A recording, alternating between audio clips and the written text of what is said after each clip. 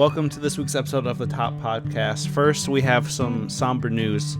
I don't know if you guys heard, but James Earl Jones passed away yesterday, so rest in peace to him. And even more sad, we're both out of the freaking thing already. Yeah, I was going to segue there.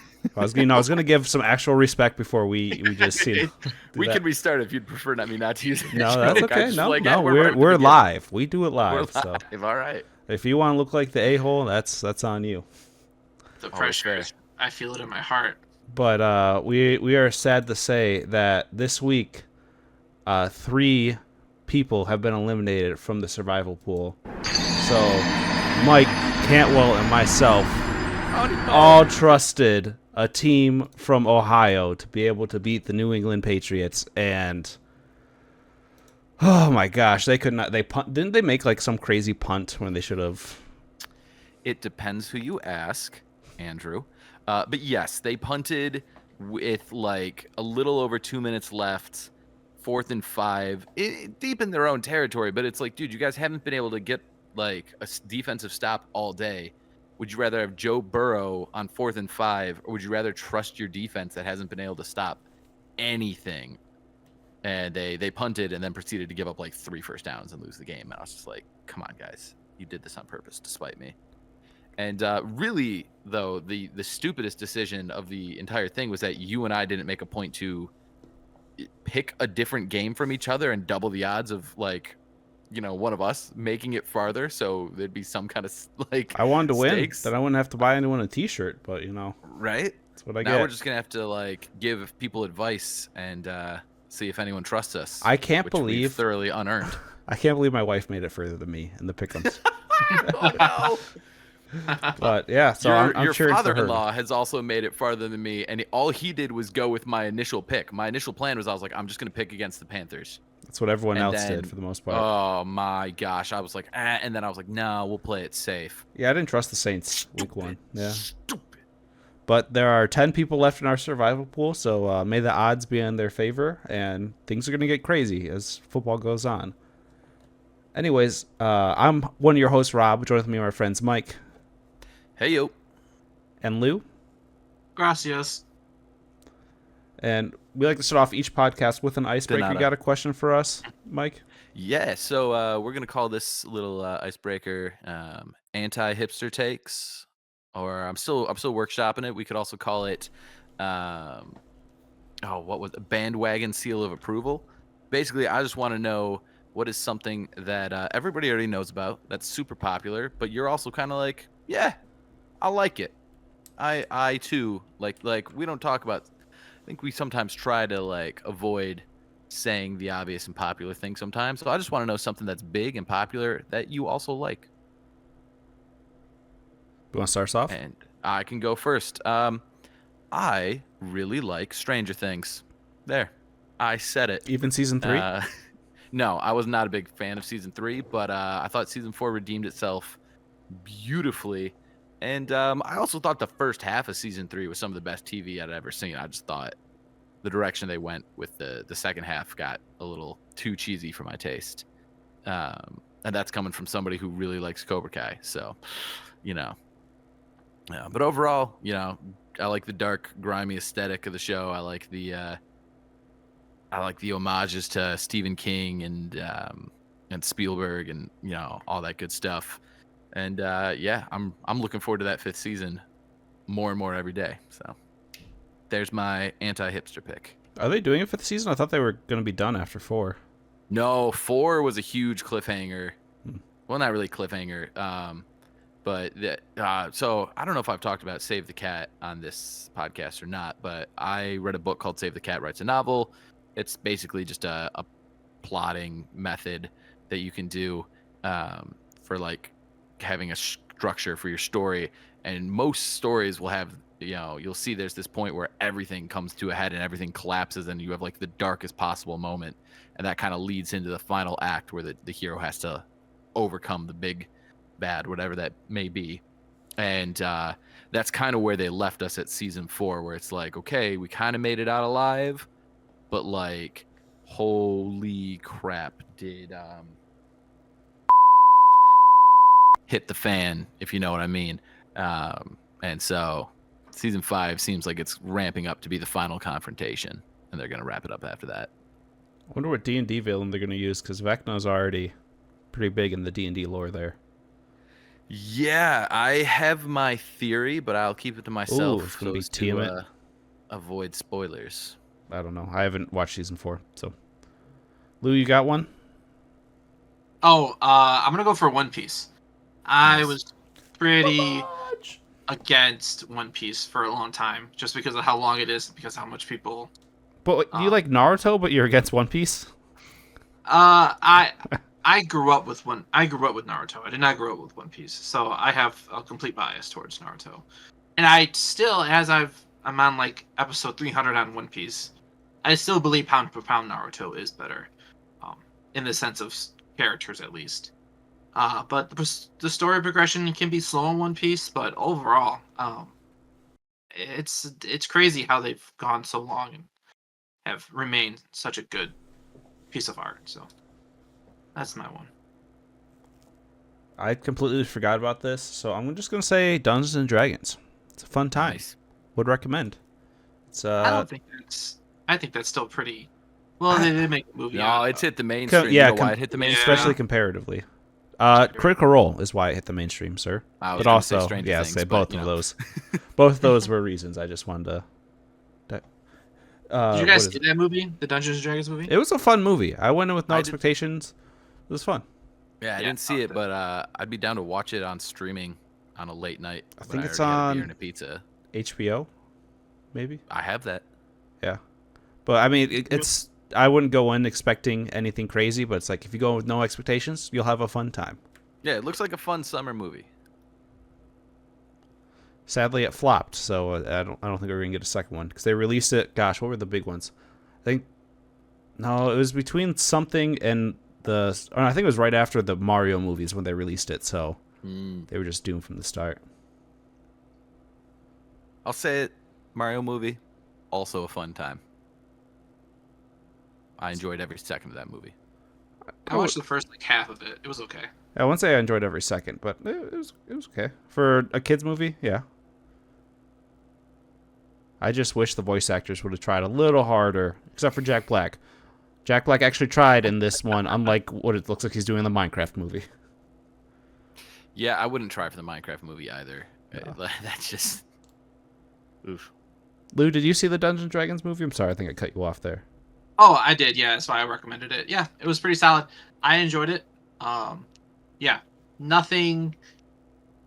It was just like I don't know. It kind of did feel like a session, if that makes Mhm. any sense. If anybody plays, with a lot less inappropriate jokes on my end. I would have put a little bit more. But I think the perfect way to end that would be like zoom out and they're just like 5 people at the table like, yeah, that was a fun time. See you next week or something, and then set up for the Yeah. sequel. But I guess that was too meta for them. rough. But Mike, this was your week to choose the topic. What are we talking about this week? This week we are talking about our top 5 picks for hidden gems.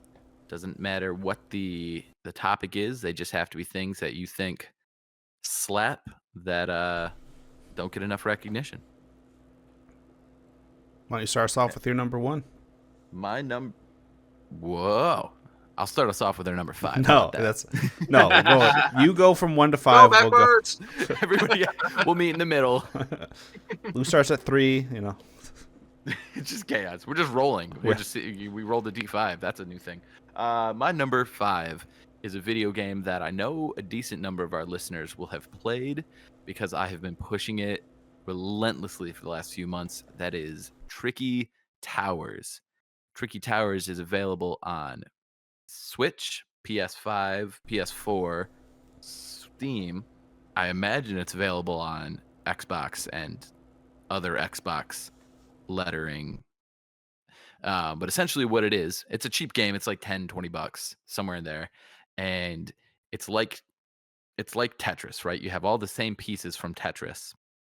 But instead of them just sticking wherever they land, like you know how you can just set a piece down in Tetris and like normal gravity would tip over, but it's kind of got Minecraft physics, so it just sticks there. None of that is here. Regular physics engine applies, And the goal, instead of keeping your tower as low as possible, is to build your tower up. And so you're racing to a finish line in the sky. And all on its own, that's fun. But then you get power-ups every so often. And every time you get a power-up, you have the option to either give yourself a boost to, help yourself out, or give everybody else something to slow them down or mess them up. It's wacky. It's very much just a chill party game to play with your friends, and I cannot recommend it highly enough. For the price, definitely worth giving it a look.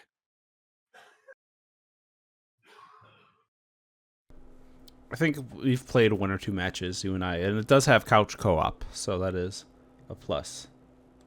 Yeah, it has up to 4-player multiplayer co-op, or you can play online. I think, Lou, did you play with us? I did. One time. Yeah. Yeah. It was a good chaotic time. It was. Just wait. Once we get popular, we're going to hold Tricky Tower tournaments. Dude. Fun. I'd be there for it. Well, Lou, what's your number 5? Ooh, my number 5, and I just want to thank you, Robert, for bringing up anime, because now I finally found it. So I'm a pretty basic when it comes to anime. Oh, gosh, why did we add this? It's a learning curve. We'll get there. We'll learn to. It is a learning curve. I'm gonna practice with it, but not too much. He's just gonna be sitting in his basement, timing out how long all his swears are, with a stopwatch, like a track star. It's down to the millisecond for when to hit it. Yes, I'm a pretty basic person when it comes to anime, but I did get put onto this anime called Ping Pong in the Animation, and pretty freaking good. I don't have to explain much of it because it's literally in the title, Ping Pong Animation. And it's a little racist. It's okay, my next pick is 2, so. Okay, well I do not have any racist things on my list. It is Japanese people making fun of Chinese people, so I don't know. Oh, it's that kind of racist. I don't know. But really good. I love there's like 2 main characters. Honestly, Mike, I think you would like this. The animation's super solid. For ping pong, man. You know what I always say, as long as it's racist and the animation's solid, I'm there for it. Well, I mean, I'm just, I don't want some random kid from Sweden to look this up and be like, yo, Papa Lou recommended this anime to me. You know what I'm saying? I gotta give get it a honest time, with it. man. I'm sorry, I couldn't pass it up. No, it's cool. Gotta give a warning. But yeah, it's like, I don't know, 12 episodes. It's not 300 episodes like One Piece. Oh, nice. Okay, so consumable. It is, yes. It's almost decent. British in its length. I'll end it with really that. topical. No, it's you're cool. into British. Anyway, continue. Yeah. Is it like Fox shows where they just cancel them super early, or do they plan it out that way? They plan it out that way. It's just a quick little thing. It's really nice. I was talking about British shows. Oh, say. I don't know how we went. Isn't it my pick? Yeah, but Is it my 2 o'clock? just want some context. I'm apparently talking today. British shows are famous for just running like a season or 2 and then stopping. Like they don't go as long as American shows traditionally do. How does it compare to the volleyball anime?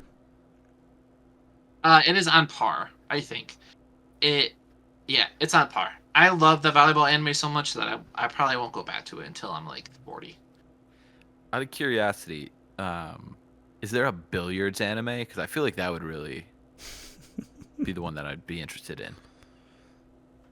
Are you playing God right now, Mike? Because I feel like you are a little bit.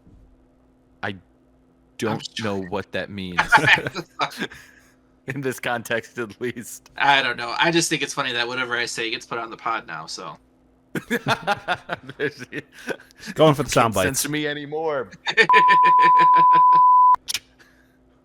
It's so long. You really got to enunciate those swears, you know. Slow. Yeah. Rob wanted it to be 5 seconds. All right, I trimmed it way down. No, you said 10 seconds. I said, hey, it can only be 5 seconds. So Oh no! Oh, okay. So I just saw one that was 10 seconds. I was like, "Whoa, 10 seconds!" And then you were like, "It's only." This is making more sense. I thought you were like, "No, it's 5 specifically." I was like, "If you say so." no, man, that'd that be seems way long. too. That's our long, like, there's just a string of vulgarity that, I can't censor out without it just sounding weird. Yeah, I feel you. Those were the sounds that happened in between the bleeps, by the way. Okay, I was a little confused, but Yeah, I realized there was no context for it, and it would make no sense. My number 5? stays in the pod, baby. Stays Yeah, in let's the hear it, pod. Rob. So my number 5 for hidden gems is the Arkenstone of Thran, also known as the Heart of the Mountain. Nerd. I'm just Nice. joking. That's not it. Okay. Nice. I wanted some actual gem pun, and I was gonna go with the Mithril, but that's more of a metal. So, anyways, my number 5, my real number 5, is something I just tried the first time this past weekend, and it's something I never heard of until this year. But it's probably already one of my favorite desserts, and that's a baked Alaska. Oh, nice. I don't know if you guys know what a baked Alaska is, but it's basically like this amazing ice cream cake, and it looks very intimidating, but we found a YouTube video that makes it super easy. So basically you just scoop whatever flavor of ice cream you want into a bowl, fill it up, kind of stick it together, we put pound cake on the bottom to kind of insulate the bottom, put it on there, put it in the freezer, freeze it for like 3 or 4 hours. During that, when it's near the end of that, you're going to make your own meringue. Yeah, I think that's pronounced it. Meringue. Also really easy. Pull out the cake, put the meringue on, then you take I think you can put it in the oven, but that's risky. But I just take a butane torch and you just burn the meringue, and it is super good, especially fresh. And the meringue doesn't really freeze in the freezer. We still got some left, and it's still very good. But I'm just like, when I saw it, I think it was on some YouTube video, like famous things from each state. I'm just like, why the heck has no one told me this existed? Because it has so much of things I love, and I went 28 years without knowing it was a real thing. And man, it is delicious. It looks intimidating, especially if I guess you can flambe it too, but just do the easy way, and you'll have a great dessert that you can share with people. Yeah, I worked at a restaurant in my late teens, early 20s. It was Bravo Cucina Italiana. And one of the desserts, only if you called ahead and ordered it in advance with your reservation, was the baked Alaska. I think we flambéed it. And I literally never knew what it was the whole time I was there. I just knew it was fancy. And I was like, yeah, all right. Mm-hmm. Now I know. It is a level 10 skill in cooking for Sims. So, Becca and I got pretty high cooking skills. Oh, very cool. Huh. Is it the scooping of the ice cream? Is that the hard part, or? Yeah, that's the hardest part right there. There's a episode on Great British Bake Off where they were doing baked Alaska, and there was an old lady that couldn't find a place to put her baked Alaska, and so she took another man's cake out of the freezer and put her own in. No. And safe to say, that's some cinema right there. That was pretty good stuff. Yeah, there's some. That's drama. That's built-in tension. Yeah. That's conflict. That's what drives story forward, right there. There it is. So it's the start of his villain arc. Yeah. And if you Google baked Alaska British Bake Off, there's some pretty funny some images. I'll have to watch it. They're probably doing a lot better than us. Just the scoop and dump into the bowl is the easiest way, but you can get like super intricate and layer it, and I think that's probably what people get scared of, intimidating, is the layering of each flavor, and not just take a couple or one of your favorite flavors. We did Neapolitan and just scoop it in there and compact it down. A hidden gem for me. I should have honorable mentioned Neapolitan ice cream. A lot of people sleep on it. Just pick a side. Mike, what's your number 4? Whoa, I am once. Okay, sorry, it's live. My number 4 is the movie Secondhand Lions. Anybody? Does it have Morgan Freeman in it? No, it's those 2 old white guys. I was thinking the bucket list. Yes, it's got the 2 old white guys. It's got I was trying to find their names. It's Michael Keane, the guy who plays Alfred in The Dark Knight. And then the other old man whose name is escaping me, and I looked up the cast and I figured it would be Haley Joel Osment, Michael Keane, and then this guy, and he's like nowhere to be seen. So I I don't know. Look it up. Or maybe you can't. I don't know. Go see the movie. Slight disclaimer: I didn't have time to rewatch the whole movie, so I just didn't. But I did look up some of the scenes that I remembered being really good, and it's got a little bit of that late 90s, early 2000s feel good cheese to it. You know, like the story's a little on the nose. It kind of hits the beats that you want it to hit. And I think as a society, we've kind of moved away from those kind of movies, and we like our movies to kind of like kick our hearts in the balls a little bit. This movie doesn't really do that so much. This movie just is a fun adventure, and it makes you happy. Um, and I'm okay with that sometimes. This was one of my favorite movies as a kid. Basically, you have Haley Joel Osment, and he gets dropped off by his mom in maybe the 50s, 60s, somewhere in there, to go. And she drops him to go stay with his rich uncles, because she's kind of just like she's not a good mom, and she's like, oh, but rumor is your uncles used to do some bank robbing back in the day when they were young, and they're sitting on that fortune. So hey, look for that fortune, kid. And she just takes off, and it's a very touching story because you learn the real story of the uncles' lives, and it starts to inform why they are the way they are. But they also start to learn how to interact with this young boy who has no father figure in his life, and it's a really touching family story. And it illustrates the effect that positive male role models can have in a young man's life. And then it's got some awesome moments.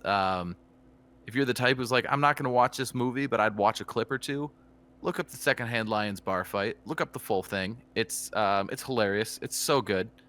And if you like just a nice heartwarming movie, kind of in the vein of like The Sandlot, where it's like, you're not going to get super depressed watching this movie at any point, but like it's good, and it keeps you happy, and it tells a good story. I would check it out. I did come across the idea that potentially the portrayal of the Sheik in the backstory of this movie may be a little stereotypical and too stereotypical for modern preferences, and that's probably a valid concern. So if that's the type of thing that's going to turn you off to a movie, I forgot about that until it was too late. So don't be mad at me, be mad at them. But if that's something that you're able to be like, whatever, it's the 2000s and this is just a fun story, you should be able to get right past it and enjoy the movie. The intern sent me a text. Hub is played by Robert Duvall. Thank you. Thank the intern. He's texting you now? What the hell? Thank you, intern. Someone has to pay his bills. We gotta allow the intern to have a name soon. Just saying. Like, nah. Intern does such a good job. They deserve. When we reach 5,000 subscribers, people can learn the intern's name. All right. Yeah. The only time, I think I've only seen the beginning of it. We were at camp. I think it was the year Lucian was there. Mm-hmm. They were watching it at the down in Pleasant View, and I think there was also an ice cream party at the same time. And I'm just like, yeah, I'm not really feeling this because it was all like cramped in this small living room. So I just went up and helped do the ice cream party, and then got some ice cream and went back to the RTC. So yeah, that was probably the play. It's a good movie, but like you want to be able to be comfortable and watch it. Who's next? It'd be Lou. All right, I really don't have mine in order. I don't think what's under Hidden Gem, what's not a Hidden Gem. I'm gonna go for a restaurant in Canton. It's called Matsuchan. It is my favorite ramen spot. It's been open for around 31 years, and it's just nice, wholesome ramen. I think ramen has been popularized, I guess, in the past couple of years, and it'd be hard to find a bowl of ramen that's under $20. And if it's in a fancy place like Ann Arbor, you're definitely going to pay like $25, like steak prices. But yeah, it's super cheap. There's only like 10 seats in there, so it has to be a hidden gem because not too many people can actually sit in there, and there's no takeout. So yeah, it's a beautiful spot. It's really awesome. They love it when I finish my whole bowl of ramen. They get all smiley in front of me. And I'm just here to make Asians happy. That's why I'm on this earth. So that's it for me. What's your go-to order? It's Thank no you. idea. No Sorry, idea. put me on the spot. It's in Japanese, so I just don't want to share Look that. at the pictures and say that one. Yeah, exactly. Thank you for understanding. I have a certain one. It's like a pork broth. It's delicious. But I'm not pronouncing that on the podcast. I'll say some weird stuff, but I won't say that. Does it That's have? fair. Oh shoot! What's that like intestine lining? Starts with a T. Chitlins? Not chiclets. Sorry, how do you spell So- chiclets? Chitlins. Is it by the way. It's not chitlins? I don't know. Chitlins. But no, it's cool. How do you spell it? I don't know. Okay. Trite. Is it Sounds like trite? it starts. Oh, tripe? Yeah, trite. That's more in. I thought it was a fish. I think it's like it's a pho, but that's what Yeah, it's I didn't know if that would also be in a ramen. I've never No. went to a ramen place like that. I'm cultured, and I'm like, I know it's gonna be better than the 69-cent ramen packets, but my wallet's like, you don't need to spend $20 on a ramen. I believe Arn is. I know he's into cooking and cuisine, but I believe he's into making ramen. I could be wrong. Ooh. But next time you see Arn, him, if you'll you have ever to want to have him. cater for the top There you go. podcast, It's a lot of work to make your ramen, especially the broth part of it. It's not easy. for sure. We could do a sponsored episode. This episode sponsored by Arn's Ramen. You think if we went and recorded in that restaurant, they would let us get some free food if we shout them out? Just don't I tell them suspect- don't tell our view count. No way. Oh, that restaurant. I thought you were talking about a hypothetical Arnstein ran ramen place. I was like, I'm sure we could get some free food if. No, they don't care.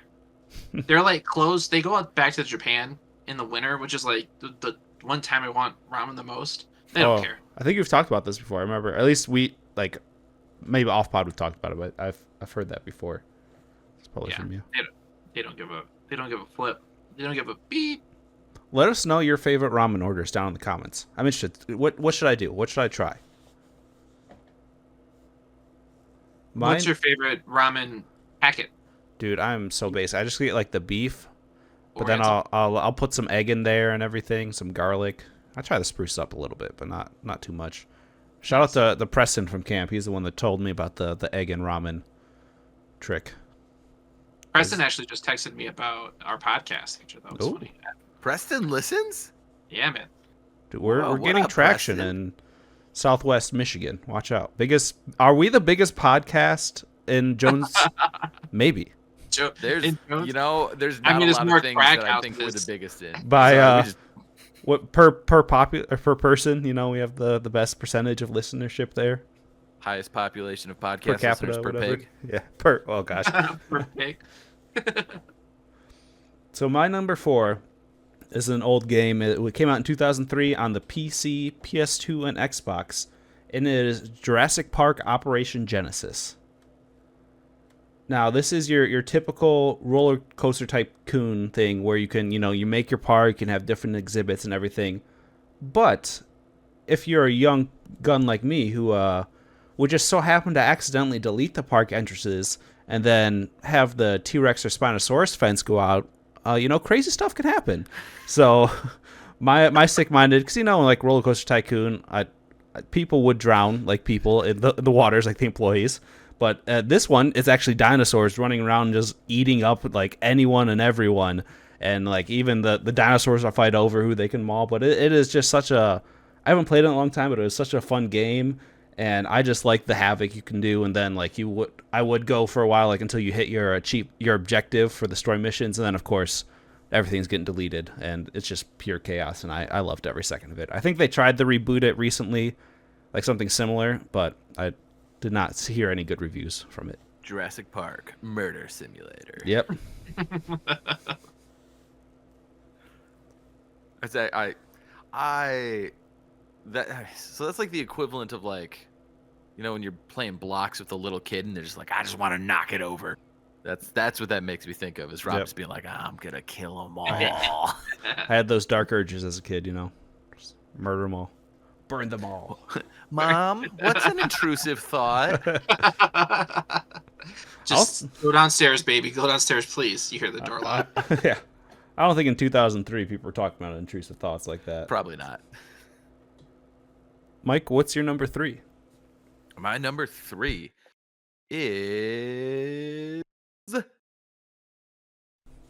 Ooh, that's right. This is a good one. The book Treasure Box by Orson Scott Card.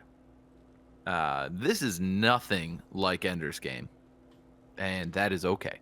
I've never met another human who's read this book not on my recommendation. I found it in a Value World in Westland, Michigan, with a beat-up old cover, so somebody probably read it. And I was like, oh, I like Orson Scott Card. I'll give this a try. It's like 89 cents or whatever. And the book follows Quentin Fierce. It's spelled Fears. So like fears, but it's pronounced fierce. And Orson Scott Card just likes to do little clever things. Or clever. I don't even know if that's clever. But he likes to do little play on words like that. Anyway, it starts off, Quentin's sister dies. She's had an accident. She is literally brain dead, and they're like, okay, if we pull the plug, we can save a lot of lives with organ donation. And Quentin never really gets over it. And so like you have this haunting specter of his sister's memory, and then it's this love story. He meets this woman after he's an adult and he's become very successful, and it's very interesting because you're the whole time you're like, I want this to succeed, I want this relationship to work, but something's wrong. I just can't put my finger on it. And let me tell you, you will never successfully put your finger on it. I got to the point where the reveal happens and you start to see, okay, here's what's going on. And I was reading outside of Life Church Canton because I had finished my shift early and I just had a lot of time to kill before Integrate that night. That was the small group that Rob and I were a part of. And so I was just like sitting on a bench and I closed the book and I just walked aimlessly around the parking lot for like 20 minutes until people started showing up. I was just like, whoa. Now, I was probably 19. I don't think it's as mind-blowing now as I did then. But it's still a really good pseudo love story, thriller, multiple kind of genres colliding type story. And it's a great way to get some topper points, just saying. How long is it? It's like average paperback. It's about the same length as Ender's Game. I did not think to check the Audible. I will do that real quick and get back with you guys. If anybody else has anything to say, otherwise we can just move on and I'll chime in later. It's just under 10 hours. Never mind. Rob's got it. Rob or the intern? The intern, of course. Well, the intern's got Rob. The intern, as soon as like you mention something, he's doing research and everything. Or they. Sorry, I can't just have you guys assume. Haven't actually asked the intern what they prefer to be called yet. So. I am a god. Intern, stop. No. Intern does have a god complex. This podcast. Lou, what's your number 3? My number 3 is something I'm very passionate about, and it makes me feel very old. But I love Hoka's. I think it's a hidden gem. Sue me if you know about Hoka's and you're like, Hoka's is like a super popular shoe. Compared to Nikes and Jordans, no freaking way. Hoka's. Hoka. I feel like I already said Hoka's, but yeah, that probably could be. Well, I mean, you guys are high. That with that popular with the employees there, could be likely. Yeah, I mean, Hoka's, Haka's, Haka-Chakas. Doesn't matter. I really don't know. Doesn't matter. I have super wide feet. I wear size 14 triple wide, and it's hard to find a good shoe. If you look at my feet, it kind of looks like it's starting the Chinese foot binding situation, because I always wear shoes that were too small for my feet. And Hoka's is just where it's at. It's like walking on marshmallows. It makes me feel really good. Is it sticky like walking on marshmallows, or is it just fluffy? Mike, you're on my list today, man. Sorry, I woke up this morning and chose feisty. Sassy, el caliente, pantalones del fuego. Yeah. Yeah, Intern what kind of says shit do you it's guys wear? how it's phonetically it'd be hauka.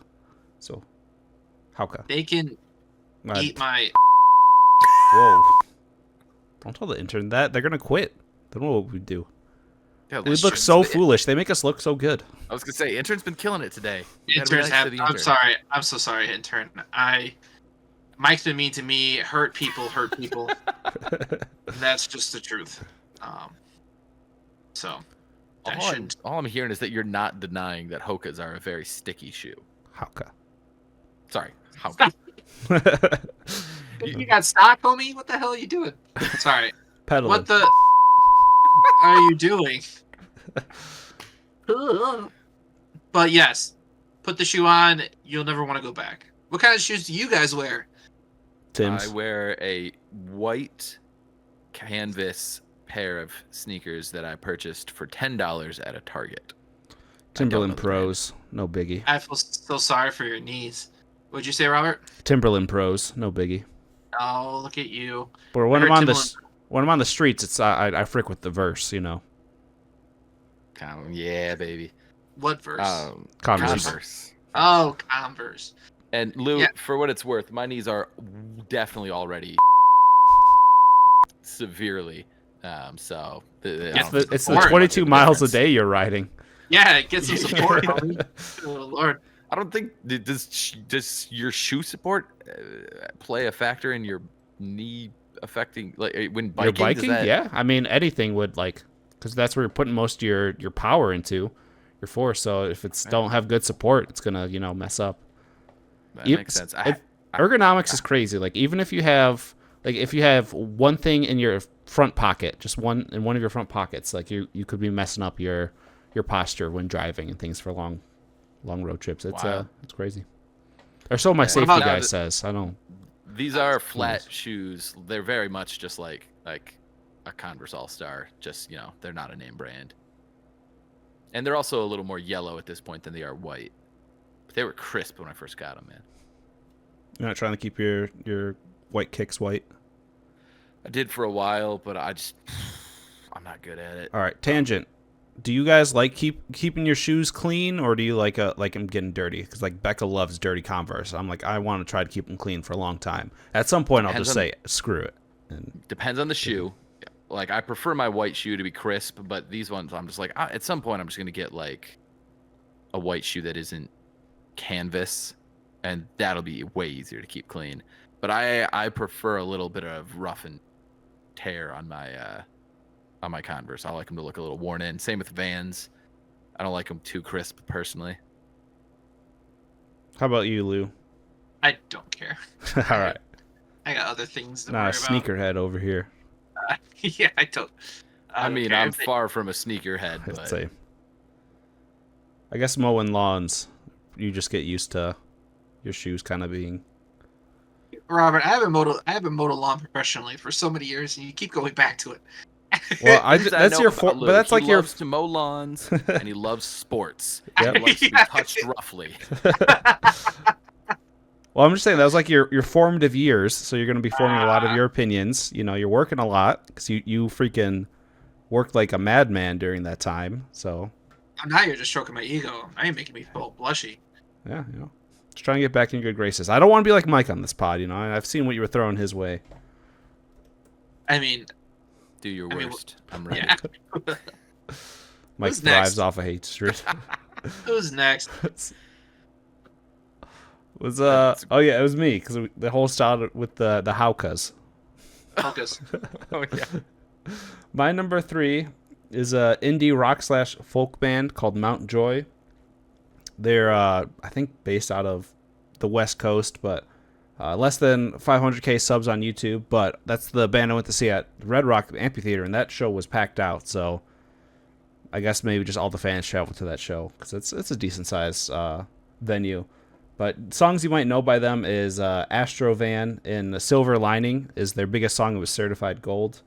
But other than that, it's just fun. They kind of even have like a psychedelic rock twinge to them, and they're just it's a fun band, especially if you see them live. They kind of have like a jam band persona where they just like riff off each other, and that was cool to see. It's the first time I've seen that, and the lead singer's got a great voice, and all the instrumentalists are very talented at what they do. So I recommend going and check them out if you like indie rock.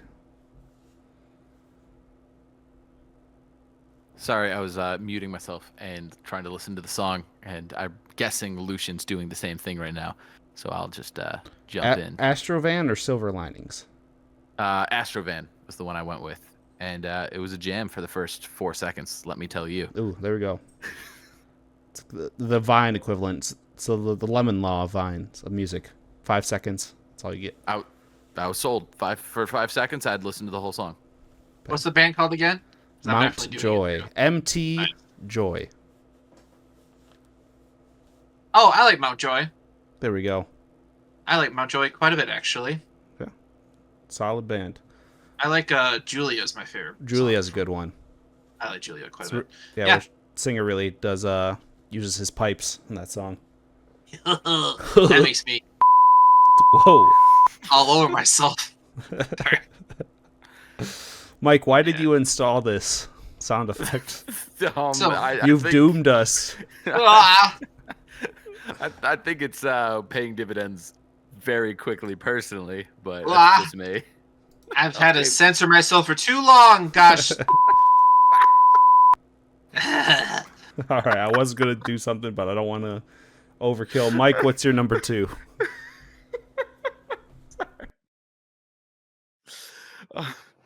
Oh, man, that made me so deliriously happy. Sorry. All right, getting back to it. There's a restaurant. I believe it's on West Maple Street in Farmington Hills.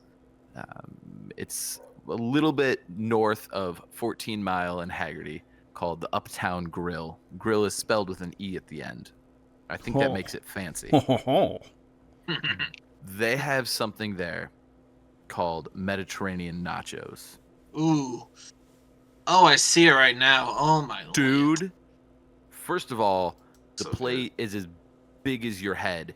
For $15 too. That's it is massive. It is easily enough for 2 people that aren't. I feel like a regular plate's the size of my head, but I was thinking like Lou's head back when he had the like big old plate. And those pita chips are actual. They're regular chips. There's I think there's a blend of cheese, but there's enough feta that you can tell. We got it with chicken. I'd have also been down to have it with Euro meat if that was an option. But I didn't look. I just chicken. Yeah, sure, that's great. And then they basically put like a Greek salad on it. So there's like lettuce and onion and tomato, and olives and peppers, and Greek salad dressing, which I've literally never had in my life until I had these nachos. And dude, too many vegetables for Robert, but I'd be down to try. So good. Yeah, for the price, you're maybe the best nachos I've ever had. If you're in the area, check them out. They're freaking delicious. Is it in their app? Oh yeah, there it is. Let's see. Do you go with beef, chicken, or pulled pork? Sorry, I think you said that, but I went with chicken. Because I think the beef is like ground beef and not like a shawarma meat. Yeah, I would remove like 4 of those things. Yeah, I expected to be a lot more picky about it than I was, but it was like it just blended together. You ever have a Reuben? Like the sandwich? I'm not a big Reuben guy, but the things on a Reuben shouldn't go together. They make no sense, but just something about them, I think, just magically. Like it's more than the sum of its parts.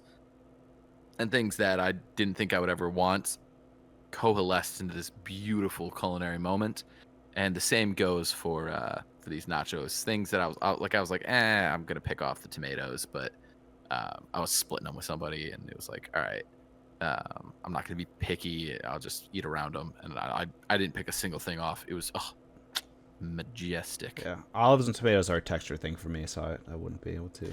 The olives were just like right on the. They were practically a garnish on the top middle, so they were actually really easy to work around. What's the pepper? I'm not gonna even try to say. Pepperoncinis? Pepperoncinis? What's a peppercini? It's like the little pepper that goes on the side of a Greek salad. I don't You think I've seen a Greek salad? Come on, Mike. Come on. You know what you're talking about here? It's Yeah, on. I'm not saying you've ordered a Greek salad, but you've gone out to eat with other people sometimes. Papa John's. Papa pizzas. John's pizzas. Yep, they all come with a. The pepper. Okay, yeah. Yep. Thank you. That's something I can relate to. You start talking about salad, I'm out. I've never ordered a Greek salad in my life either, but I've seen people do it. All right, Lou. What's your number 2? What's my number 2? I was doing research on my number 2. It's okay. That's why we have an intern, Lou. Got me out here laughing. Yeah. So my number 2 is a video game. It's called Risk of Rain 2. Have you guys heard of this? I've heard the first one. I didn't know they made a second one. They made a second one. So it's a third-person roguelike game. It is not a perfect game by any means, but I think that there's other different roguelike games that get a lot of popularity, and I think this one should be in that spot as well. I'm trying to think of other roguelike games that people absolutely adore. Rogue Legacy was pretty big. Rogue Legacy. I'm really digging the graphical style though. I like Balatro. Could have been one. For me. Hades is the one I was thinking of. Hades is a pretty good time. I have it on Switch, and like most games I have on Switch, I wish I had got it on PlayStation 5, or Steam Deck. Steam Deck. I'm definitely not. I'm definitely not saying any of these games are bad by any means, like Hades or Dead Cells. These games are definitely a little bit better, but I think Risk of Rain is up there for some people, and I think it's a solid game. You're pretty much just trying to get out of an alien spaceship, not spaceship, but an alien world, and you're trying to get back into your spaceship. And it's like different levels, and you can make builds that make you become literally untouchable, and it's really fun. It's a good time. I like the premise too. That sounds good. I didn't realize it was a roguelike. I thought it was like a survival Metroid-esque. It is a little Metroid-esque. Yeah. I was gonna put Metroid on this, a little underrated since I just beat that game. Oh my goodness! But I would have given you crap. Yeah, people know about it too much, but it is probably one of the most undersold. I'd say it's deeply underrated for like the people Nintendo. who love it. Yeah. But then everybody else seems to just not care. If it wasn't for Smash Bros, I'd say you could do it, but because that's where most people know Metroid from. For sure, that's fair. Yeah, I think it's underrated, but not a hidden gem. I think those are different things. I would agree with that. Both of those takes. It's not often, but I do appreciate it. I love Metroid. Just thinking about it makes me happy. There were some BS moments in the last game though that I was like, this is Dread definitely had some does it just make you go all on the ground? There it is. It made me toss the controller in front of my wife. It made me look like a little child. Like, haven't done this. That's something that grinds my gears. People would throw my controller or drop my controller. Whew, grinds my gears. Which boss was it, Lou? I think Mike asked. Oh, which boss? It wasn't a boss. It was the big bad robot that could spit electricity across the map and freeze you. Oh yes, the Emmys. Yeah, those last couple ones were absolute. Horse. It's like if you run an idea, don't come up with bad ideas just to keep it going. Like, come on. Nope. Yeah, it was a little too like it was like, okay, this is getting difficult to the point of not being fun anymore. But luckily, it overstayed its welcome, but just a smidge, you know. Yeah, one more, and I would have been like, all right, I'm quitting. Yeah, like they got me right at the end. That final boss was perfect. Oh, yeah, so good, beautifully done. Mm-hmm. All right, so my number 2. Move us along here. Came out in 2008. It started out as a 3-part web series featuring Neil Patrick Harris, Nathan Oh my Phalion, and Felicia Day. Can I help you, Lou? No, I just this is like the third time you talking about it, but no, that's cool. I mean, I you don't love your think- wife. I get it. You love your wife. Have I talked about get this it. on the podcast? I couldn't remember, but Oh, you have, Did- but that's making it better. So continue. anyways, it's only about 40-ish minutes and it won an Emmy for short films. It is called Dr. Horrible's Sing Along Blog. It's a film.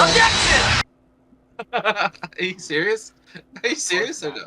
Oh, okay. This is gonna be a running gag for the whole year. Get used to it. It's a film about a small-time bad guy trying to join the evil League of Evil, but his nemesis Captain Hammer always seems to be able to stop him before his plans can be carried out. It's crazy, funny, and has catchy songs, but it doesn't take itself too seriously. But just so you guys know going into it, it is a short film. I was not told that, so when it got to the end, I'm like, what, that was it? So I actually kind of have a sour taste in my mouth the first time I saw it, because everyone was like hyping this up to be some grand thing at camp when we watched it, and it's a fantastic movie. It just was not what I expected, so it kind of caught me off guard, and I didn't like it at first, but man, I love it now, and not too many people know about it. I guess I've talked about it in this pod. I thought I had, but Becca's like, no, you should still talk about it. And I love my wife, like Lou said. So shout out to Becca. It's one of the first things I probably would have talked about. It's one of the first things we bonded over when we were dating. I think we listened to the soundtrack on our first date and everything. So would recommend. It used to be on YouTube. I don't know if you still can watch it anymore, but if you even get on Amazon, you can get the DVDs cheap. And one thing that's fun for the DVD release, they had fans send them the like audition tapes for the Evil League of Evil, and there's also some hidden gems in there too. Out of curiosity, was Robbie heavily involved in the group of people who wanted you to see this? Yes, he may have been leading the charge, Yeah, I had a sneak. and his future wife. Yep, that would have been my second guess. Shout out Robbie and Sarah. Yep, they went up to the pack. Again, if they would have just told me it was a 45-minute movie, it would have just. I was expecting, yeah. So I'd just go in there knowing short film. The older I get, the more I realize expectations will mean a lot for me if I enjoy something or not.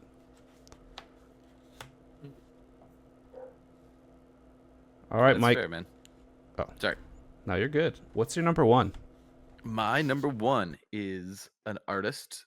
He has 7 songs on Spotify, and I struggle immensely to pronounce the name of said artist, but I'm gonna give it a shot. It's a Greek word, Poieo, Poieo, and he does covers. He definitely does some covers of existing worship songs. He might have some of his own original worship songs in there, but I don't know. I just know I haven't heard them by anybody else, but also some of the other songs are covers. So if I had to guess, I'd say they're all covers. Now that that's out of the way, what he does, and what I've always found it hard to find good worship music. Like, there's this like thing in the mainstream worship music industry machine where it's like all of these songs have to just be these slow builds, and like there's not a lot of interesting actual music going on. And I think one of the things that really, really masterfully done worship music has going for it is you can use the music to create emotional responses in a person that can enhance the idea you're trying to talk about in your lyrics, right? And if worship music is done very, very well, the lyrics and the music are working in concert, if you will, to really just bring out this full experience. And I don't think you get a lot of that in a lot of mainstream worship. This guy just comes in and it's like shred guitar, crazy drums, and like just like it's borderline metal while still feeling like worship music and still having the music complement what's going on and work in in tandem with the lyrics. And it's super, super good music, well, also just like taking these songs where I've always been like, no, I like the lyrics, it's so boring, and it just elevates them to this whole new plane. You can check out the whole EP in like 25 minutes. And if you're into heavier rock music, you'd really dig it. I am very confident, Lou, that you would dig it. It kind of reminds me musically, specifically the guitar of Alter Bridge a little bit, early Alter Bridge. Rob, I have no idea if you'd like it or not, but yeah, check it out. When Won't you cost say nothing. metal, do you mean like 80s metal, 89s metal, or like 2000s metal?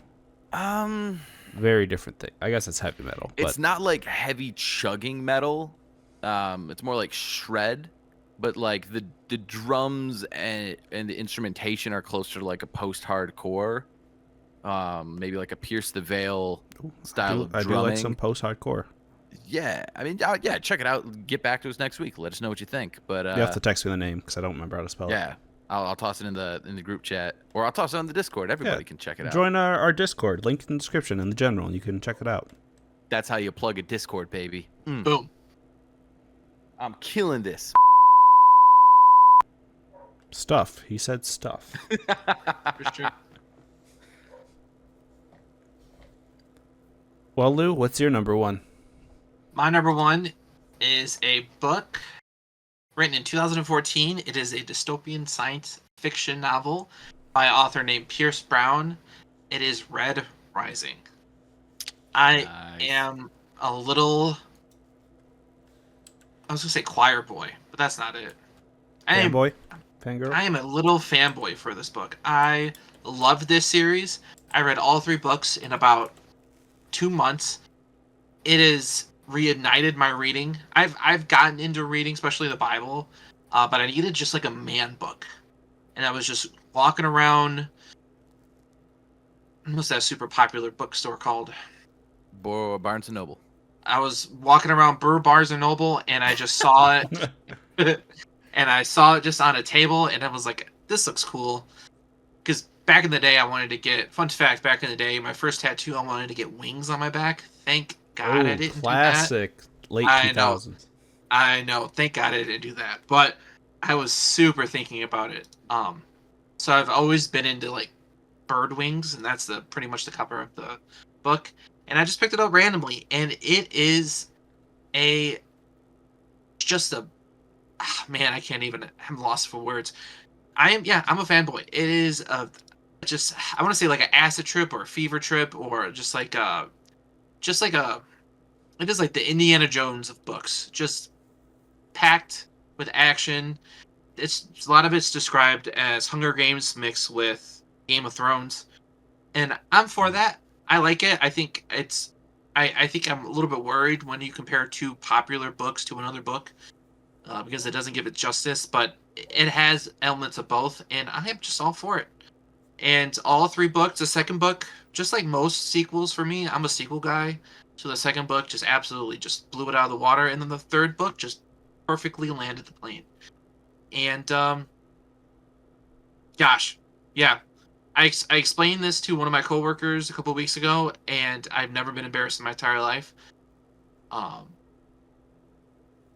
But I'm for it. As many as people that get to know about Red Rising, I would like you to know it. Rob's father-in-law is actually a big proponent of that book. The scene he pitched to me when he was telling me about it is you get the main character, and they put him in like a small room with another character and lock the door, and they're like, all right, only one of you come out alive. And I was like, oh, okay. This book's not messing around.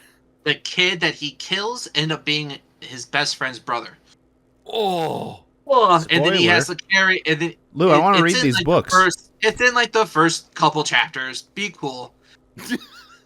and then he has to like be friends with this guy, knowing that he killed his brother. Oh my gosh! This is so good. I might just reread them now. Screw it. Run it again. Screw whatever Kings you're listening to. The non-Way of Kings, Way of Kings you're reading. Oh yeah, I'm sorry. Yeah. You're good. I thought I did, but I did not. I bought Emerald something from him. Oh, Tress in the Emerald Sea? Yeah, I bought that one from him. Becca really likes that one. Does she? Cool. That'll be the next thing I'm reading. I'm reading about a space book. Ooh. That's been fun. Yeah. Isn't there for Red Rising? Isn't it like a color-based magic system? Yeah, if I explain it, so that's the time where I explained it to my coworker, and I could literally saw her just boot down. But yeah, so It sounds interesting. it is super cool. So pretty much the golds are the superhumans, and then it goes from silver all the way down to red, who are pretty much the slaves, and the main characters are red. That Rises. then he rises. Yeah. Yeah. Wow, I didn't even thought about that. Good stuff. Yeah, I this is on my list of books to read, so I'm definitely down. I might take Coral, or I might, have a problem with it being a hidden gem, but hey, that could just be me. I think in the realm of, yes, it has like 2 million copies sold for sure. Definitely into it. Almost I get half a that. million ratings on Goodreads. Yes, totally down. But Hey, man, uncomparable. let's encourage Lou's literacy. I know. journey, right? Hey, go for it. It's more just the hidden gem. I was thinking. That was too real. Yikes. That was too real. I'm shot hardcore fired. I'm so sorry that you might have to edit that laugh out, Robert. No, that's fine. It's your laugh. Wow. I cackle on here sometimes. It's okay. That's what Ooh, we're here boy. Ooh. I was getting a little nervous, guys. A couple years ago, I was like, do I know how to read or do I just memorize a couple words? And I'm just really winging it from here. Yikes. Yes. In the same thing with Hokas. Millions of people buy Hokas, but nobody knows about them comparable to like Nike. Same thing with Red Rising. Nobody knows Red Rising compared to like Hunger Games or freaking Game of Thrones or Twilight's. And I think it is at least on par with Game of Thrones. So It's a weird thing. I think of it as super well known, but in actuality, the people who've told me about it are Rob's father-in-law, Dylan, Lucas, Seth, Dan, like all now Lou, all people that come from one specific pool, Which so Dan? like Life Church guy. Funny Bunny Man, do last Dan. names here. Bunny Man, Dan. That you have his Dan costume. the man. Oh, I know Dan. I know Dan. Yeah. As soon as you said the man, wow, that's good stuff. Yeah, maybe just because I'm in like more fantasy, like literal circles. I hear a lot about it, so I'm excited to read it. And we'll see if it lives up to Game of Thrones, or sorry, A Song of Ice and Fire, sir. If you want to get technical, Game of Thrones is a TV show. No. All right, Okay. I'll stop. It's called the Hokas, not Hokas. It's Hauka. It's Come on, Hauka. please. according Lou, to halfway the through this intern. episode, Lou was like, "That's it. I'm swinging. I'm just coming He out says, "I'm swinging the rest of done." this thing." Ugh. Taking enough of this for too long. I'm happy I did the pod. I was about to text you guys to be like, I'm dead. You have to call me tomorrow. Dude, I get that feeling. I've had so many of those nights where like I'm so glad I did it, but I was just like, oh, I don't feel it right now. All right. Well, maybe I shouldn't have given Lou so much crap about that, because my number one is also similar, where in our neck of the woods, everyone knows about it. Everyone's been there. But from a worldwide standpoint, even like a few states out of the radius, no one has been there and like thinks it's completely different than what it is. But my number one hidden gem is the Great Lakes. I was gonna guess it. And if you're outside of any like state that borders the Great Lakes, you may have heard of them. You might be able to name one or two of them, probably just one. But most people think they're just, they're big lakes, but they're just, small. They're not big lakes. They're small oceans. Yeah, but they are just inland oceans of fresh water, and they're amazing. They have some of the most beautiful spots in the world, like Pictured Rocks, Isle Royale. Haven't been there, but I've seen pictures, and it's beautiful. Just all along. I know Mike's more of a fan of Lake Huron, but yeah, to each their own. And really anything but Lake Erie. You're gonna have a good time. You're not gonna Lake Erie, you might find some bodies, but for the most part, you're just gonna go be able to drift in this clean, great fresh water, and it's just indescribable. If you haven't seen a Great Lake, you have to go and see it. You can't see the other side of it, and it's just beautiful. Yeah, it's weird growing up going to Great Lakes. Like it's like a weird thing to me when like people are like don't realize you can't see across to the other side. I didn't know that wasn't normal for a lake for a long time. Yeah, I think some of Becker coworkers like Lake Superior. Yeah, you can't. You can probably see the other side. No, you can't. Nope. Nope. Not even a little bit. Maybe if you're like in Duluth in the cove there, the Cape there, whatever it is. Lou, what's your favorite Great Lake? Do you have a preference? I'm like I'm Michigan not man. I'm not saying the lakes are overrated. I just Whoa. don't think anybody has shown me any of the good stuff yet. That's actually a good way of saying that. That's yeah. fair. Do you care about swimming in the lakes? Just out of curiosity, is that like a big Yeah, thing? Okay, yeah, so don't I go to like- Superior. It's gonna be freezing cold. You probably won't like that. That's fair. I think Superior is the most beautiful, but it's freezing almost all year round. I mean, 'cause they're it's so all far a little north. cold just because they're such large bodies of water, Mhm. and they're far enough north that they don't get like the warm up at the equator. Yeah, Mhm. Is Sleeping Bear Dunes next to a? That's I want to say Michigan. that's off Lake Michigan. Yeah, Okay, so that was pretty cool. I enjoyed that. I hate walking up the dunes though. we went to Overrated, Sleeping Bear on our honeymoon, and it was in like we went late for our honeymoon, and we went on like October, and we were like, we're gonna swim. Oh, gosh. We for like 10 minutes, and we were like, all right, that's it, we're done, and just never got back in the water. And for camp, they would take. We'd go to Lake Michigan for like a day. That's where camp goes as well. Yeah, that was pretty cool. It was cool.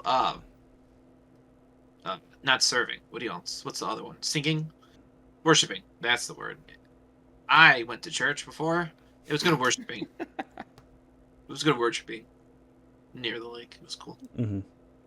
Yeah, I'd love to have a lake My- house. My favorite story from Attack, I wasn't even there for it, but Andrew tells this story all the time. They were you do something on a boat in the water? Is it canoeing, kayaking? Usually it's canoeing, and it varies kind of from Okay. year to year. Whenever I went to So- Attack, it was just a river. Yeah. Wasn't So when the place. Andrew was a student, Dylan was a counselor, and the two of them were in the same canoe, and it just kept tipping.